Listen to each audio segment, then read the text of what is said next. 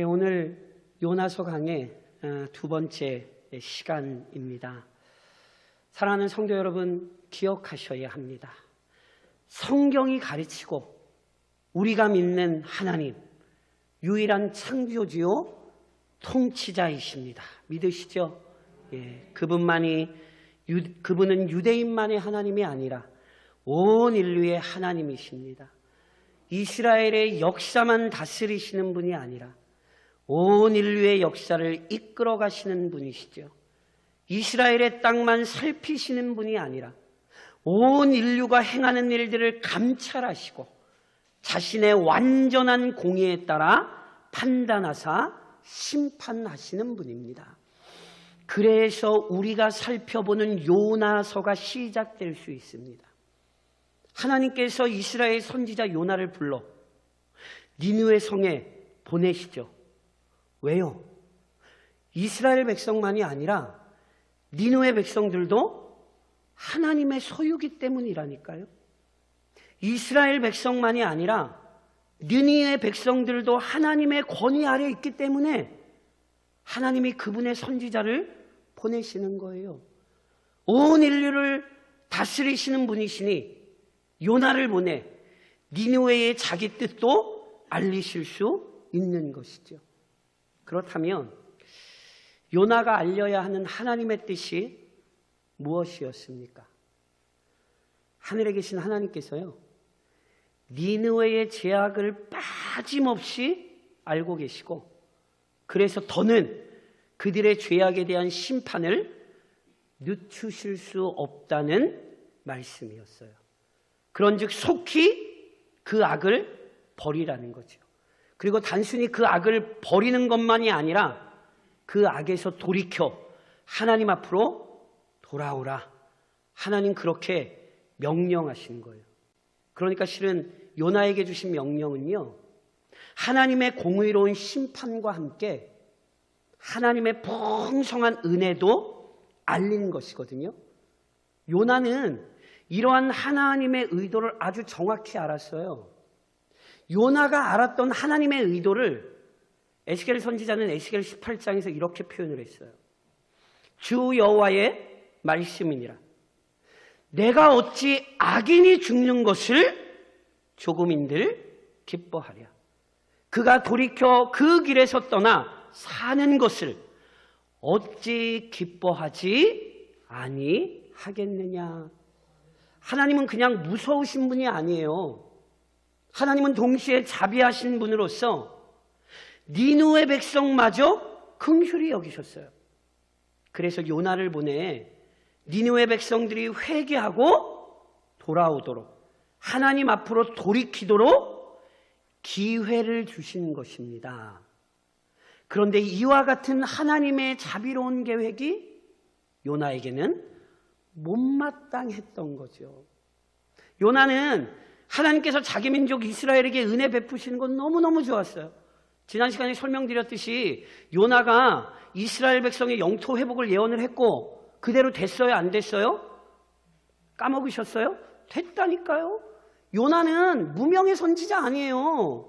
하나님의 말씀 예언했고 그 축복의 말씀이 선언된 것을 거두었던 대단한 선지자라니까요. 그러니까 그 말씀을 선언하고 그 말씀이 성취됐을 때 요나가 얼마나 좋았겠어요. 하지만 니느웨 사람들, 즉 아시리아 민족에게 은혜를 베푸시는 건 너무 싫어요. 왜냐하면 아시리아 사람들 못된 사람들이거든요. 게다가 이스라엘 백성들을 괴롭혔거든요. 그러니 요나의 마음에 아시리아가 속히 심판받기만을 바랐어요. 그래서 요나는 하나님의 명령을 거부하기로 마음먹습니다. 그리고 원수 같은 이렇게 표현하는 것보다는 왼수 같은, 그 철천지 왼수 같은 니느웨 사람들에게 은혜가 임하는 것을 차마 눈뜨고 볼 수가 없어서 하나님께서 주신 사명을 내팽개치고 달아났습니다. 이러한 요나의 계획 어떻게 됐겠습니까? 제가 한번 이렇게 여쭤볼까요? 어떻게 됐으면 좋으시겠어요? 하나님 말씀 불순종하고 도망간 요나, 어떻게 되면 좋으세요? 우선 오늘 본문에서 기억하셔야 되는 교리가 있습니다. 사랑하는 성도 여러분, 불순종은 반드시 고통과 환난을 초래합니다. 요나는 여호와의 얼굴을 피하려 했어요. 하나님의 눈을 피해 숨으려 했어요. 실은 하나님이 어떤 분이신지 알면요, 이거 불가능하다는 것도 알아요. 그러나 요나는 오직 불순종하는 데 마음을 빼앗겼어요. 그래서 선지자임에도 영적으로 둔감해졌어요. 심지어 이방 사람들이 생각했던 것처럼 이스라엘 지경을 벗어나 가능한 멀리 달아나면 숨을 수 있다고 오판했어요. 그래서 자신이 가야 할 니느웨와는 정반대 방향인 다시스로 가려 한 것이죠. 그리고 이런 생각 품고요, 욥바로 내려가서 마침 다시스로 가는 배를 만났을 때만 해도 자기 계획대로 진행되고 있다고 여겼을 것입니다. 그래서요, 주저하지 않고 많은 돈을 지불하고 그 배에 올라 다시스로 향한 거예요. 하지만 요나의 행동이 참으로 어리석다는 사실이 확인되는 데는 얼마 걸리지 않았습니다. 오늘 본문 4절에 이런 말씀이 있죠. 여호와께서 큰 바람을 바다 위에 내리시매 바다 가운데에 큰 폭풍이 일어나 배가 거의 깨지게 된지라. 요나가 탄 배가 바다로 나온 지 얼마나 지났을까요? 갑자기 바다 위에 큰 풍랑이 일어났어요. 본문에 따라 정확히 설명하면 하나님께서 바다에 큰 풍랑을 일으키셨죠. 그래서 요나가 탄 배는 금방이라도 파손될 것 같은 위험에 놓이게 됐습니다. 이 당시의 위급한 상황이요, 사공들의 모습에서 아주 잘 드러나요. 본문 5절 상반절에 이렇게 기록이 되어 있죠. 사공들이 두려워요. 각각 자기의 신을 부르고 또 배를 가볍게 하려고 그 가운데 물건들을 바다에 던지니라. 사공들 누군지 아시죠? 뱃사람들이에요. 누구보다 바다를 잘 알아요. 누구보다 바다에 익숙해요. 그런데 그 사공들이 두려워했다잖아요. 그러니까 상황이 이게 굉장히 심각했다는 증거예요. 그리고 사공들이 각각 자기의 신을 부르죠. 이 배에 요나 외에 나머지 모든 사람은 지금 이방인들이거든요. 그러니까 수만 가지 신을 섬기는 사람들이 이 배에 지금 다 타 있는 거거든요. 그러니까 각자 자기가 섬기는 우상의 이름을 부르며 기도하는 거예요. 그러니까 이게 무슨 얘기냐면 사람이 해결할 수 없다는 사실을 알고요, 지금 초월적인 힘을 의지하는 거예요. 인간으로서는 이 파도를 어떻게 할 수 없으니까 자기들이 만들어낸 신에게 좀 도와달라고 지금 난리를 치는 거죠. 게다가 당시의 배의 위급한 상황은요, 배를 가볍게 하여 파손을 막아보려고 배에 실었던 물건들을 바다에 던진 모습에서도 잘 드러나요. 여기 지금 사공들이 바다에 던지는 물건들이 어떤 건 줄 아세요? 다시스는요, 요나가 가려했던 다시스는요, 아주 값진 물건들을 교역하던 항구예요. 에스겔 27장에 이런 말씀이 있어요. 다시스는 지금 요나가 도망치는 그 다시스는 각종 보화가 풍부함으로 너와 거래하였으며 은과 철과 주석과 납을 내 물품과 바꾸어 갔도다. 당시 다시스는 온갖 귀한 물건이 다 통용되던 항구예요. 그러니까 지금 다시스로 향하던 이 배에 있는 물건들은요, 한마디로 지금 고가의 물건들. 근데 아시잖아요. 목숨이 오락가락하는데 그 고가의 물건이 지금 다 무슨 소용이에요? 그러니까 그 물건들 지금 다 바다에 던져버리는 거예요. 그러니까 지금 상황이 얼마나 심각한지 아실 수 있겠죠. 그렇다면 도대체 왜 이 배에 이런 난리가 났습니까? 각자 자신의 신을 부르고 그 값비싼 물건, 그거 갖다 팔면 한몫 챙길 수 있는 그 모든 것들을 다 포기할 정도로 위급한 상황이 왜 이 배에 찾아왔죠? 조금 더 정확히 말씀드리면 이렇게 말씀드릴 수 있죠. 하나님께서 도대체 왜 이 배에 이 큰 풍랑을 일으키셨습니까? 하나님께서 하실 일이 없어서 심심해서 하나님께서 이런 풍랑을 일으키셨나요? 아니죠. 우린 알아요. 하나님께서 풍랑을 일으키신 이유 요나의 불순종 때문입니다. 사명을 버리고 자기 뜻을 따르던 요나의 어리석은 고집을 꺾으시기 위해서였죠. 역사의 가정은 없다지만 이렇게 얘기할 수 있어요. 만일 이 배가 다시스가 아니라 니느웨를 향하고 있었다면 풍랑 일어났겠습니까? 안 일어났겠습니까? 안 일어났을걸요? 예레미야 2장이 우리에게 뭐라고 이야기하는지 아세요? 내 악이 너를 징계하겠고 내 반역이 너를 책망할 것이라. 그런즉 내 하나님 여호와를 버림과 내 속에 나를 경외함이 없는 것이 악이요 고통인 줄 알라. 주 만군의 여호와의 말씀이니라. 명심하십시오. 불순종 형통할 수 없습니다. 이 정도쯤이야. 착각하지 마십시오. 하나님의 말씀에 불순종하는 것, 그것이 우리에게 악이요 고통이 됩니다. 요나의 이야기를 보면서 이것을 깨닫지 못한다면 어리석은 사람입니다. 동시에 본문이 우리에게 가르치는 교리는 누구도 자기 죄를 숨길 수 없습니다. 앞서 언급했듯이 다시스는 당시 값비싼 물건들이 거래되던 중요한 항구였거든요. 그런즉 이곳을 오고 가는 사공들은요, 이 지역의 바다 특징 아주 잘 알아요. 가능한 한 그래서 손해를 입지 않기 위해 풍랑이 자주 있는 겨울철에는 항해하지 않았고요. 다만 폭풍이 일지 않거나 또는 풍랑이 일어도 그리 위험하지 않은 시기에 맞추어 항해했어요. 그래서 그 시기에 맞지 않던, 지금에 맞지 않던 강한 풍랑이 일어났을 때 실은 사공들이 우선은 당황한 게 사실이에요. 왜냐하면 때에 맞지 않거든요. 그러나 바다라는 게 언제든지 또 풍랑이 일어날 수 있잖아요. 그러니까 실은 넋놓고 있지 않았다니까요. 어떻게 해서든 살아남으려고 할 수 있는 모든 일을 했어요. 각각 자기 신의 이름도 부르고 초월적인 일이 일어나기를 간절히 기대하는 거예요. 손해를 감수하고 목숨부터 구하려고 그 값비싼 물건도 다 버리는 거예요. 근데 그러면서도 그 와중에도 무슨 생각을 하냐면 혹시 이 때에 맞지 않은 갑작스러운 풍랑, 이거 혹시 누가 우리 중에 바다의 신을 노하게 해서 일어난 것 아니야? 실은 이것이 고대 사람들의 생각이었거든요.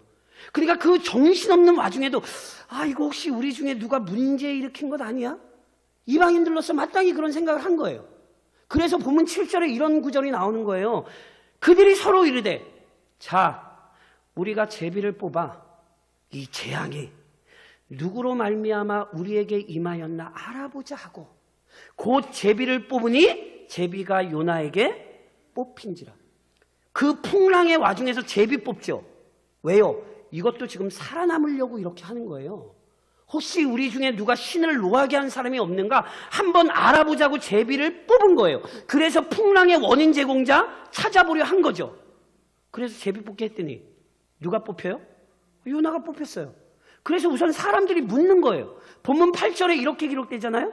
무리가 그에게 이르되 청하건대 이 재앙이 누구 때문에 우리에게 임하였는가 말하라. 아직 누구 때문에 임했는지는 몰라요. 그러니까 뽑히기는 했지만 야, 너 생각해봐. 누구 때문에 우리에게 임했어? 그러면서 계속 이렇게 물었죠. 내 생업이 무엇이며 내가 어디에서 왔으며 내 나라가 어디며 어디 민족에 속하였느냐 하니, 지금 요나 생업이 뭔지 어디서 왔는지 나라와 민족이 어떻게 되는지 묻지요. 이 외에 여러 다각도의 질문을 하는지 아세요? 뽑기는 뽑았는데 자기들도 실은 확신은 없어요. 그러니 제발 부탁이니까 너 한번 곰곰이 잘 생각해봐. 혹시 뭐 잘못한 거 없어? 이런 우연 중에서 어떤 필연을 찾아보려고 지금 이런 질문을 한 거예요. 혹시나 해서 제비를 뽑았지만 확실한 것을 모르기 때문에 어찌됐건 찾아보려 하는 거죠. 그런데 보세요. 사람들은 혹시나 해서 묻는데 놀랍게도 요나가 아주 주저함 없이 답변을 해버리는 거예요. 본문 9절에 이렇게 기록되죠. 그가 대답하되 나는 히브리 사람이요 바다와 육지를 지으신 하늘의 하나님 여호와를 경외하는 자로라 하고 자기가 여호와의 얼굴을 피함인 줄을 그들에게 말하였으므로 무리가 알고 심히 두려워하여 이르되 내가 어찌하여 그렇게 행하였느냐 하니라. 사람들은 고민하면서 묻는데 요나는 전혀 고민하지 않아요. 왜요? 알아요. 얘기하죠. 자기가 히브리 민족이요 하늘의 하나님 여호와를 섬기는 사람이라고. 그리고 그 하나님의 얼굴을 피하여 도망했다는 사실을 얘기하죠. 이 장면을 잘 보셔야 돼요.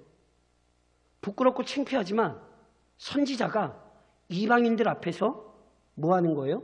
자기 죄를 고백하는 거예요. 당연히 이 말을 들은 모든 사람들이 놀랄 수밖에 없어요.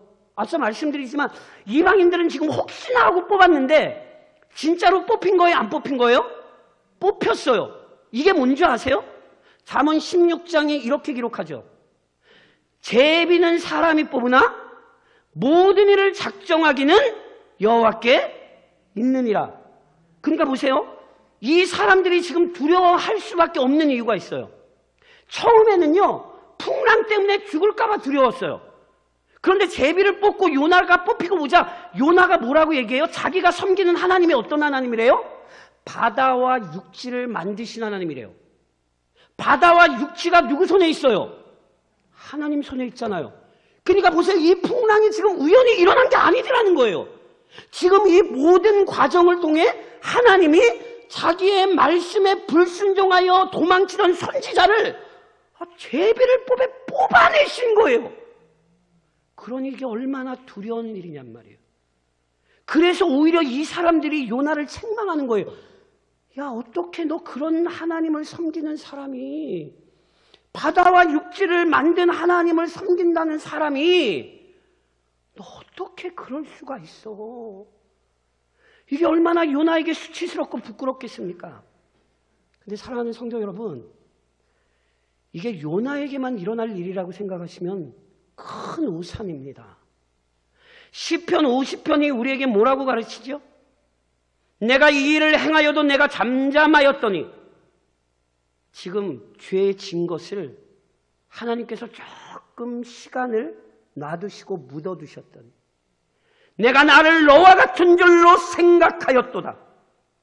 그러나 내가 너를 책망하여 내 죄를 내 눈앞에 낱낱이 드러내리라 하시는도다. 하나님의 얼굴에 니느웨 사람들의 죄악이 닿았어요. 니느웨 사람들의 죄악만 보세요? 아니요. 하나님이 요나의 죄악을 불신자들 앞에서 확 드러내셨어요. 다윗은 은밀히 죄를 졌을지 몰라요. 그런데 하나님께서 다윗의 은밀한 죄를 이스라엘 백성 앞에 적나라하게 드러내셨죠. 지금 불순종한 것 안 드러낸다고 마음 편하게 생각하시면 안 돼요. 지금 당장 하나님이 징계하지 않으신다고 버려야 될 죄, 떠나야 할 악행 계속 붙들고 계시면 안 돼요. 하나님 앞에 우리의 모든 죄악 다 드러납니다. 우리 중 어느 누구도 그분 앞에 우리의 죄악 숨길 수 없습니다. 그러니 우리는 지금 돌이켜야 합니다. 이것이 요나가 우리에게 주는 교훈입니다. 그런즉 사랑하는 성도 여러분, 오늘 본문의 말씀을 적용하며 권면합니다. 우선 우리의 상황과 우리의 모든 상황과 형편을 통제하시는 하나님께 도움을 구하십시오. 개혁교회는 유일하신 하나님과 그 하나님께서 행하신 창조를 믿습니다. 아멘이세요? 그런데 여기서 창조를 믿는다는 것은 단순히 과거에 발생했던 사건을 믿는다는 것을 넘어서요. 창조를 믿는다는 것은 그 창조주 하나님께서 자신이 창조하신 피조물의 주인으로서 여전히 모든 것을 다스리고 통치하시며 운영하신다는 사실도 믿는 것입니다. 즉, 창조신앙은 섭리신앙으로 이어집니다. 오늘 본문이 그 하나님의 섭리를 실제로 입증하고 있잖아요. 요나가 탄 배에 풍랑이 덮친 것은요, 우연히 일어난 일이 아니라니까요. 단순한 자연현상 아니었어요. 본문이 명확히 기록하듯이 하나님께서 풍랑이라는 자연현상 일으키셨어요. 요나서만 얘기하나요? 시편 107편 25절에 이렇게 기록되죠. 여호와께서 명령하신즉 광풍이 일어나 바다 물결을 일으키는도다. 시편 148편은 우리에게 이렇게 가르쳐요. 불과 우박과 눈과 안개와 그의 말씀을 따르는 광풍이며, 하나님이 인생만 다스리시나요? 심지어 하나님은 이 땅의 풍랑마저도 조절하시되 풍랑의 강도마저 조절하세요. 그래서 보세요. 배가 파손됐어요? 안 됐어요? 배 파손 안 됐어요?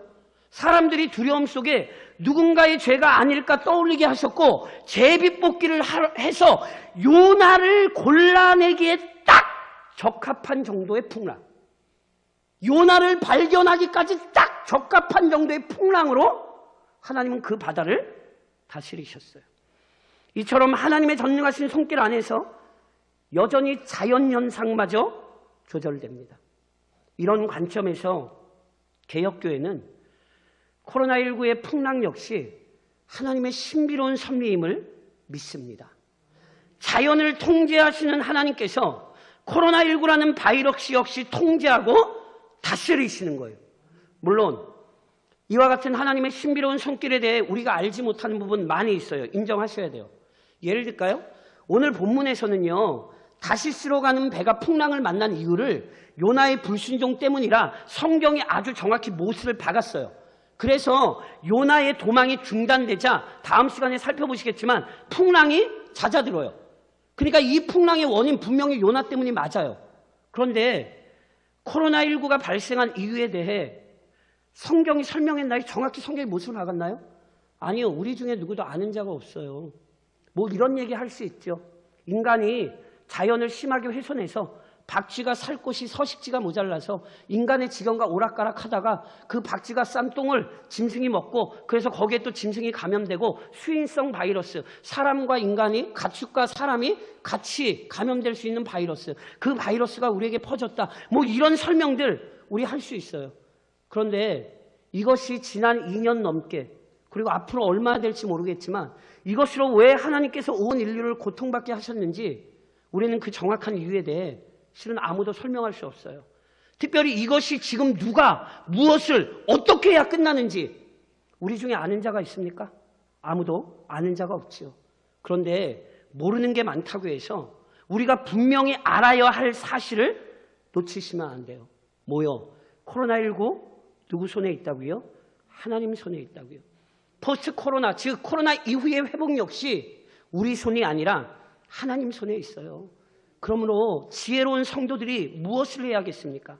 그 하나님께 온 인류의 안정과 평안을 간구하십시오.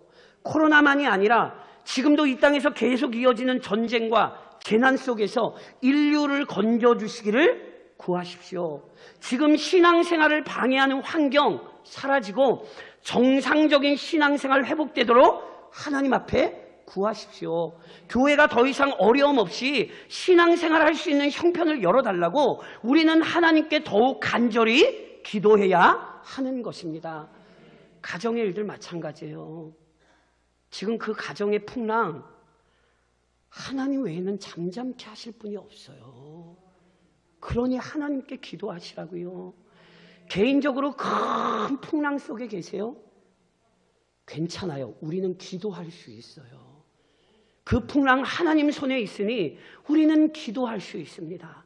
그러니 이번 한 주간도 그 하나님 앞에 더 간절히 구하시는 한 주간이 되십시오. 동시에 공동체를 위기에 몰아넣는 사람이 되지 마십시오. 요나는 하나님의 명령을 거부하기 위해 다시스로 향하는 배를 탔지요. 그때 하나님께서 요나가 탄 배에 뭐 하셨어요? 풍랑 보내셨어요? 요나의 길 막으셨어요?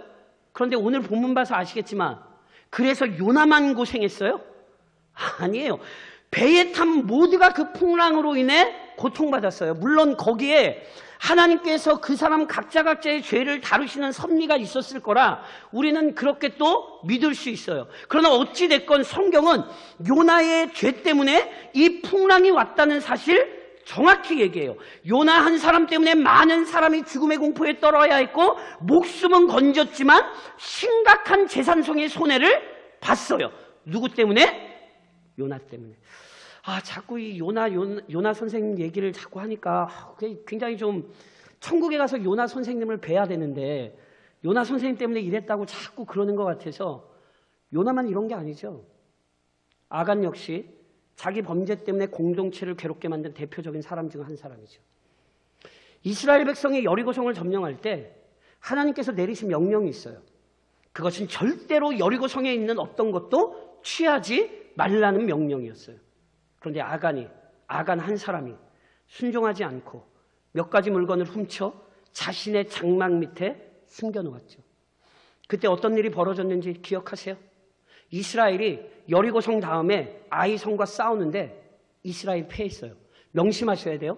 아이성이 강했기 때문에 또는 이스라엘이 싸움을 못했기 때문에 진 게 아니었어요. 성경은 명확히 뭐라고 얘기하냐면 하나님께서 아간의 불순종 때문에 진노하셔서 이스라엘을 패하게 하셨다?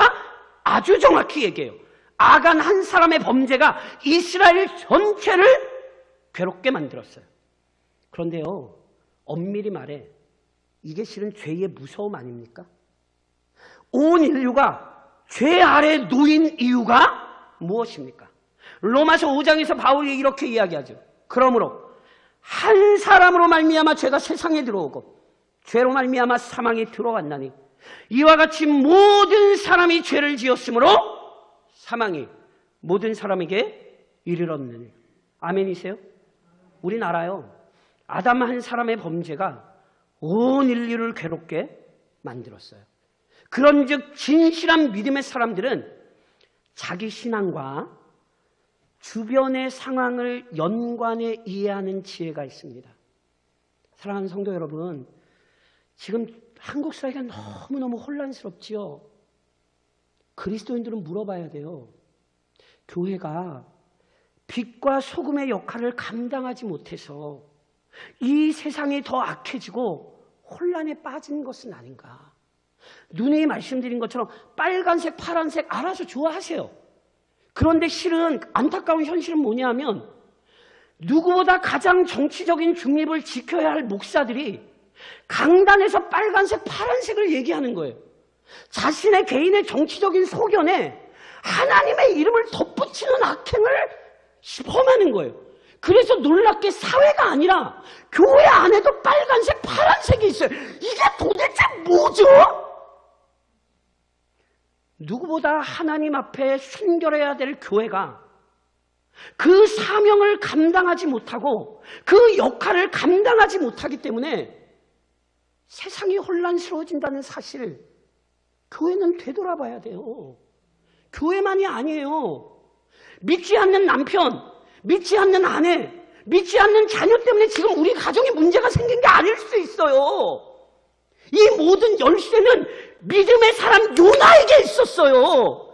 지금 우리 가정의 문제는 불신자 때문이 아니라 믿는 나 때문에 생긴 걸 수 있다고요. 근데 자꾸 책임을 돌리는 거예요. 누구 때문에? 저 사람 때문에. 나 때문에 풍랑이 일어났는데 다른 사람 때문이라고 생각을 하는 거죠. 오늘 요나의 이야기는 우리 자신을 잘 돌아보게 하는 거예요. 행여나 내가 공동체의 풍랑을 일으킨 사람은 아닌지, 나 때문에 이 모든 괴로움이 시작된 것은 아닌지 돌아보십시오. 그리고 돌이키십시오. 마지막으로 영적 의무를 수행하는 데 게으르거나 나태해지지 마십시오.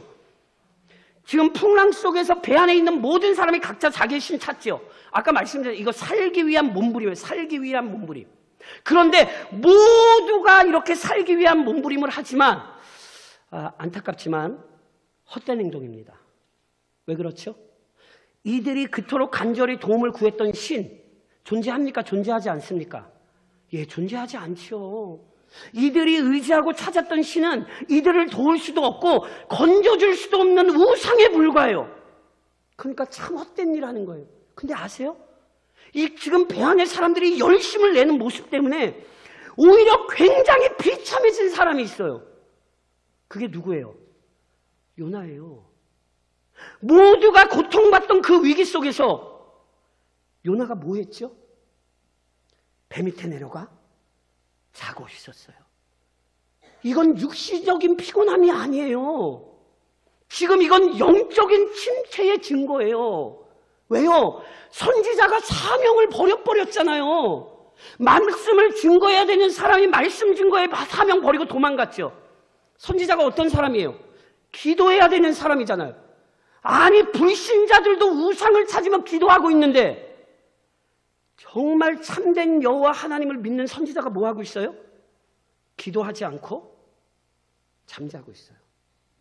이게 얼마나 부끄러운 모습입니까? 그래서 오죽하면 하나님께서 요나를 깨우세요. 근데 무서운 게 요나를 누구를 통해서 깨우시죠? 본문 6절에 이렇게 기록이 되죠.